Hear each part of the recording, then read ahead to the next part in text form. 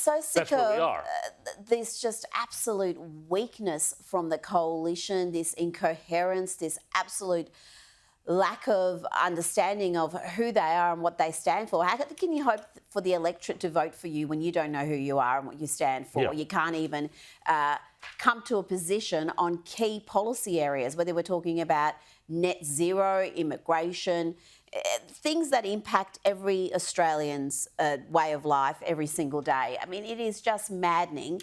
The Nationals outperformed the Libs at the last election. The Nationals actually did pretty well in an election that was disastrous for the coalition as a whole. So for them to now be disintegrating in this manner is particularly worrying, because you would think they would sort of be leading the way as the coalition partner who's actually got an idea about who they are and what they stand for. But they're in disarray. And one of the reasons they did so much better than the Libs at the last election was politicians like Senator Price and Barnaby Joyce. Barnaby Joyce is enormously effective. He breaks through, and well, people.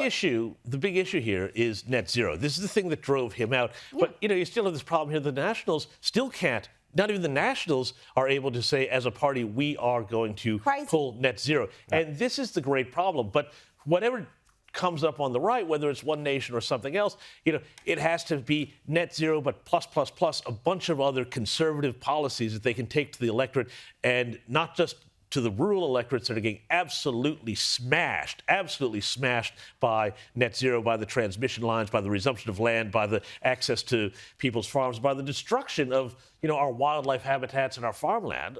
They need to go and get that whole conservative platform program worked out, because it's just simply not going to happen under Susan Ley in the Liberals. Yeah, OK. If I can just pick up on a point you said earlier, that you have a lot of time for James Paterson. I agree with you, but I would change to the past tense. I had a lot of time for James Paterson, one of the great conservative warriors of past years.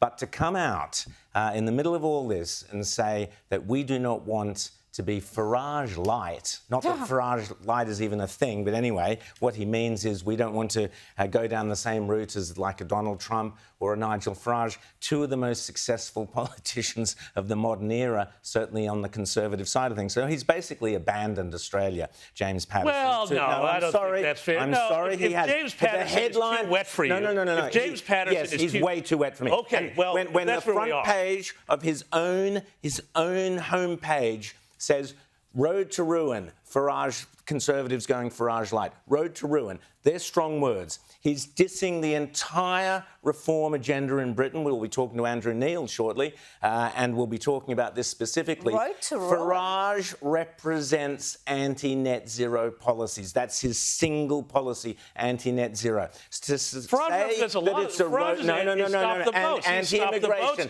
Migration. You've had your say. Okay, Let me have my say. Okay. To say that you're coming out and saying that it is wrong for the Liberal Party, the coalition, to go down the Farage route. To say that, forget the other stuff you might have said, but to say that is absolutely devastating to the Conservatives in this country, because he's basically saying the two big issues, immigration and net zero, we're going to stay where we are in our Labor light route. That is a disaster. And yes, Paterson is a bedwetter, way too bedwetting for me now. That was his choice, not my choice. And to actually boast of being anti-Farage, if you are a coalition Conservative in this country, is madness. What Rita. country does he think he lives in?